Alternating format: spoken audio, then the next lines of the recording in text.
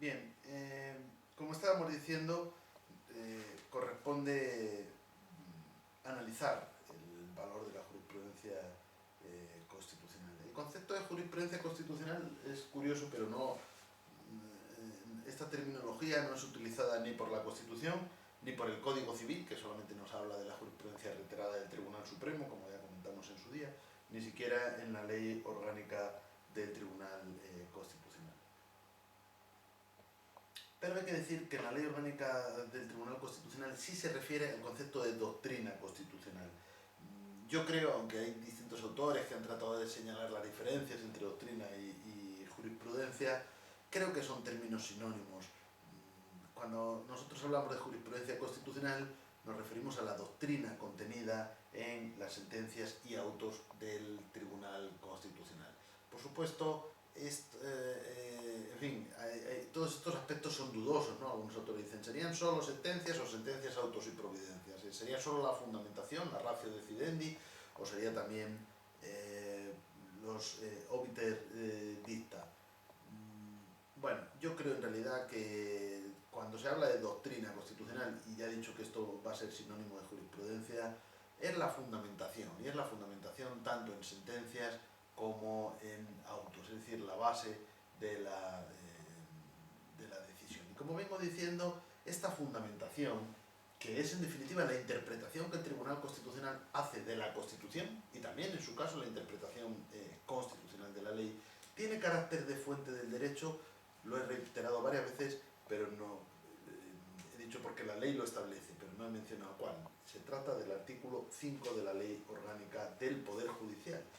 Dice, la Constitución es la norma suprema del ordenamiento jurídico y vincula a todos los jueces y tribunales, quienes interpretarán y aplicarán las leyes y los reglamentos según los preceptos y principios constitucionales, conforme a la interpretación de los mismos que resulte de las resoluciones dictadas por el Tribunal Constitucional en todo tipo de procesos.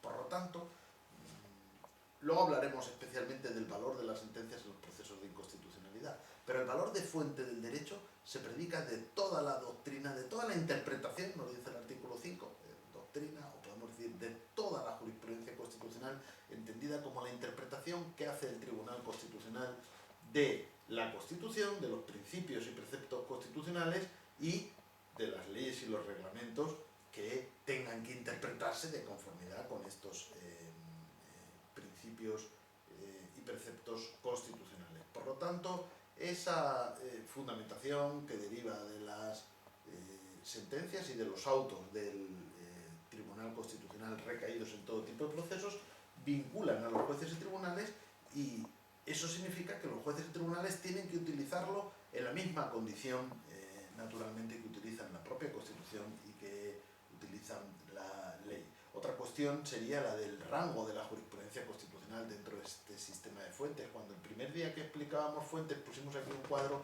en realidad no pusimos la jurisprudencia constitucional. La jurisprudencia no la podemos ubicar en un rango determinado por encima o por debajo de la ley o de la Constitución. En realidad, podríamos decir lo siguiente: cuando el Tribunal Constitucional interpreta la Constitución, esa interpretación va a estar en el nivel de la Constitución. Pero, ¿por qué? Porque esa interpretación se va a incardinar, se va a ubicar dentro del propio precepto de la Constitución. Pero el Tribunal Constitucional, para llevar a cabo esta interpretación, está sometido a la propia Constitución. Por lo tanto, no puede hacer una interpretación creadora que no tenga una fundamentación constitucional. Es verdad que el tribunal tiene la última palabra, por eso es el intérprete supremo. Decía el juez Jackson del Tribunal Supremo de los Estados Unidos de América, referido al propio Tribunal Supremo: we are not final because we are infallible, but only we are infallible because we are final. Es decir, traduciéndolo libremente, no tenemos la última palabra porque seamos infalibles, sino que somos infalibles porque tenemos la última palabra. Como nos dan la última palabra, no vamos a poder ser corregidos, ¿no? Bueno, es verdad que esto ya tiene matices. Por lo menos en materia de tutela de derechos, el Tribunal Constitucional podría ser corregido, entre comillas, por el Tribunal Europeo de Derechos Humanos en una instancia, no vamos a decir una instancia superior, pero sí pues en un plano internacional con su sede en Estrasburgo. Y luego, por supuesto, el Tribunal Constitucional tiene controles. La propia Constitución puede reformarse y también está sometido en parte al legislador en la medida en que el legislador puede aprobar y modificar su propia ley orgánica de la cual el tribunal no dispone.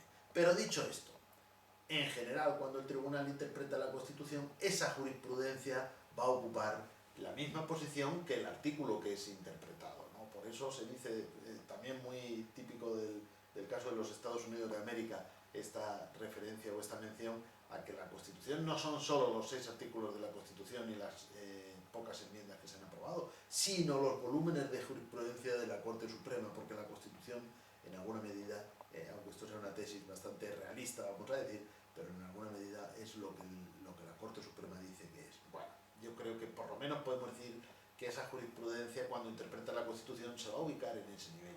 Cuando interpreta la ley de conformidad a la Constitución, aquí la cuestión ya tiene más matices. El soberano, entre comillas, pero el soberano en la interpretación de la ley es el Poder Judicial. Por lo tanto, el Poder Judicial, en principio, tiene libertad para interpretar la ley. Pero también va a estar sometido a la jurisprudencia constitucional, sobre todo en la medida en que el Tribunal Constitucional, a través de sentencias interpretativas, puede descartar interpretaciones de la ley. El Poder Judicial debe someterse a las interpretaciones que el tribunal diga, porque el tribunal, dentro de su función de intérprete supremo de la Constitución, está la de interpretar la ley de conformidad a la Constitución.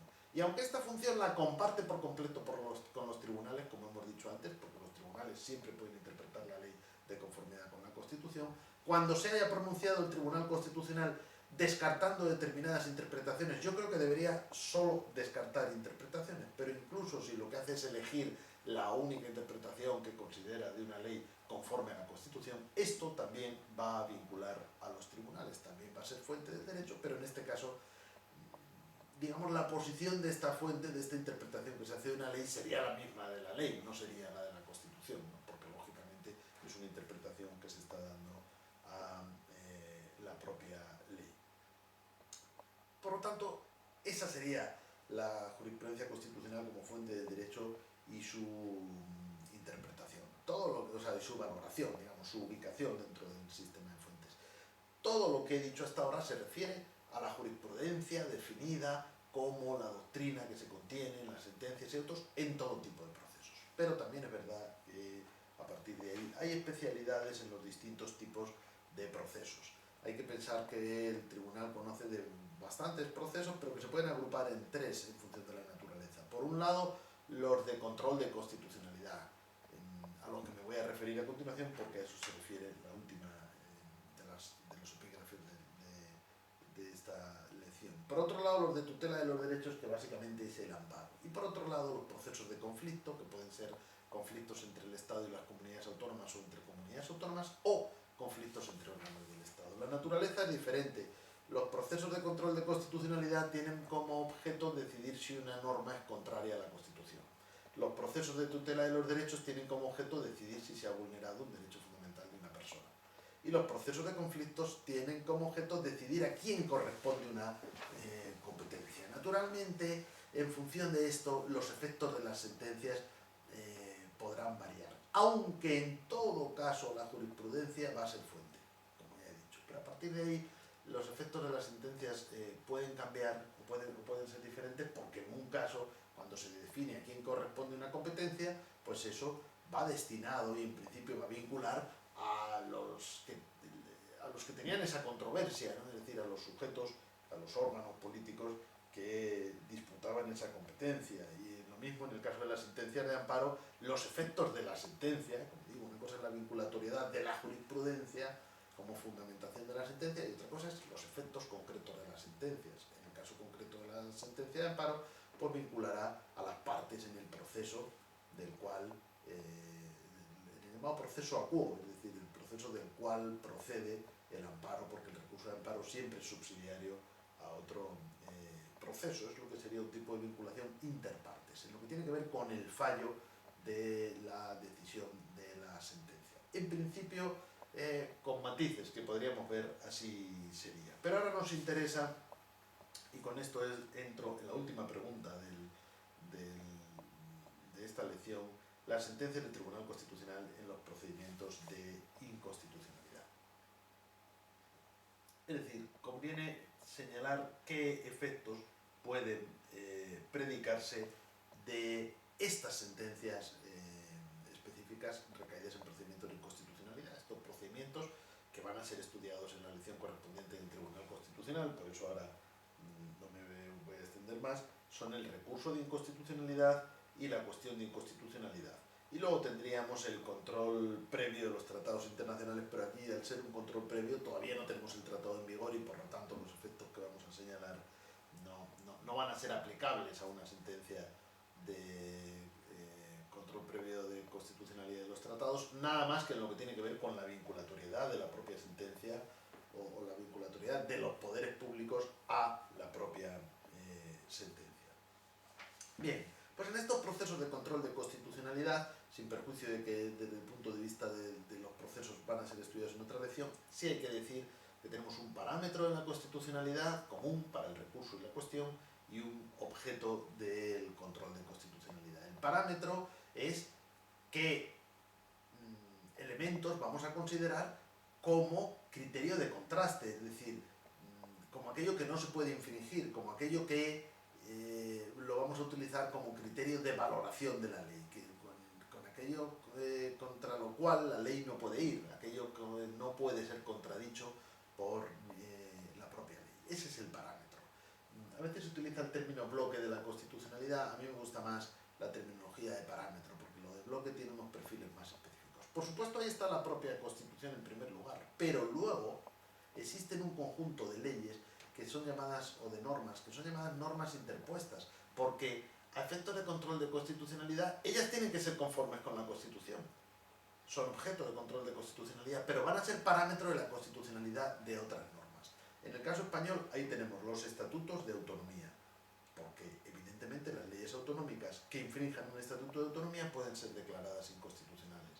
También la legislación básica del Estado, porque aquellas leyes autonómicas que desarrollan una ley básica del Estado, si contradicen la ley básica del Estado, esto implica una contradicción indirecta de la Constitución.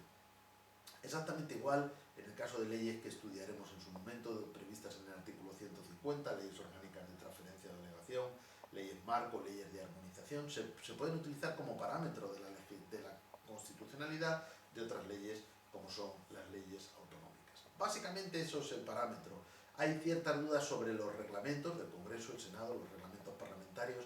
No son parámetros en su conjunto, pero eventualmente pueden funcionar como parámetro cuando contienen normas procedimentales que afectan o que son en realidad la plasmación de principios constitucionales, de principios o de derechos contenidos en la propia Constitución, y eso permitiría utilizar en ciertos casos los reglamentos parlamentarios como parámetro. Y luego el objeto del control son lo que llamamos en su día normas con valor de ley, es decir, todas las que tienen rango de ley, leyes orgánicas, leyes ordinarias, decretos legislativos, decretos leyes, reglamentos parlamentarios, que ahí son también objeto de control de constitucionalidad, y además los tratados internacionales que son susceptibles de ese control de constitucionalidad. Ya tenemos el parámetro y tenemos el objeto, los procedimientos se van a estudiar en otra lección, ahora me interesa la sentencia. La sentencia tiene que determinar si el objeto del control es conforme al parámetro. Si el objeto es conforme al parámetro, confirma la constitucionalidad de la ley. Y aquí no hay alteración de lo que ya existe, es decir, la ley ya estaba en vigor, ya estaba aplicándose y continúa aplicándose y continúa en vigor. Simplemente no hay ningún cambio en lo que tiene que ver con la posición de la ley. Pero en cambio, si declara la inconstitucionalidad, aquí tenemos unos efectos que son propiamente los de la nulidad. Esto nos lo dice el artículo 38, apartado primero de la Ley Orgánica del Tribunal Constitucional. Las sentencias recaídas en procedimientos de inconstitucionalidad tendrán el valor de cosa juzgada, vincularán a todos los poderes públicos y producirán efectos generales desde la fecha de su publicación en el Boletín Oficial del Estado. Y luego el apartado segundo. Las sentencias desestimatorias dictadas en recursos de inconstitucionalidad y en conflictos de defensa de la autonomía local impedirán cualquier planteamiento ulterior de la cuestión por cualquiera de las dos vías, fundado en la misma infracción de idéntico precepto constitucional. Y el artículo 39.1, que es de especial importancia, dice: cuando la sentencia declare la inconstitucionalidad, declarará igualmente la nulidad de los preceptos impugnados, así como en su caso la de aquellos otros de la misma ley, disposición o acto con fuerza de ley a los que deba extenderse por conexión o consecuencia. Por lo tanto, tenemos unos efectos que se predican de todas las sentencias recaídas en los procesos de control de constitucionalidad, con independencia que sean estimatorias o desestimatorias, es decir, de que declaren la inconstitucionalidad o no,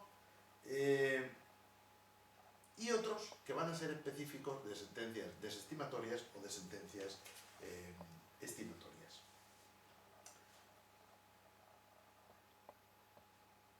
Vamos a... comenzando por los primeros, sería la nulidad, es decir, los efectos específicos de sentencias estimatorias, la nulidad. Cuando la sentencia declara la inconstitucionalidad, declarará igualmente la nulidad de los preceptos, así como en su caso la de aquellos otros de la misma ley, disposición o acto con fuerza de ley a los que deba extenderse por conexión o consecuencia. Esto significa que la ley es expulsada del ordenamiento, pero además que con carácter general esto va a tener efectos retroactivos, es decir, la nulidad lo que hace es buscar una situación similar a la que existiría si no se hubiera aprobado, digamos, no hubiera entrado en vigor esta ley. Naturalmente, esto tiene sus límites, y es el propio artículo 40 de la Ley Orgánica del Tribunal Constitucional. Las sentencias declaratorias de la inconstitucionalidad de leyes, disposiciones o actos con fuerza de ley no permitirán revisar procesos fenecidos mediante sentencia con fuerza de cosa juzgada en los que se ha hecho aplicación de leyes, disposiciones o actos inconstitucionales, salvo en el caso de los procesos penales o contenciosos administrativos referentes a un procedimiento sancionador en el que, como consecuencia de la nulidad de la norma aplicada, resulte una reducción de la pena o de la sanción o una exclusión, exención o limitación de la responsabilidad. ¿Qué quiere decir esto? Primero, con carácter general, efecto de nulidad, por lo tanto, efecto retroactivo hacia el pasado. Excepción, las sentencias que tengan fuerza de cosa juzgada ya no se van a revisar, aunque sea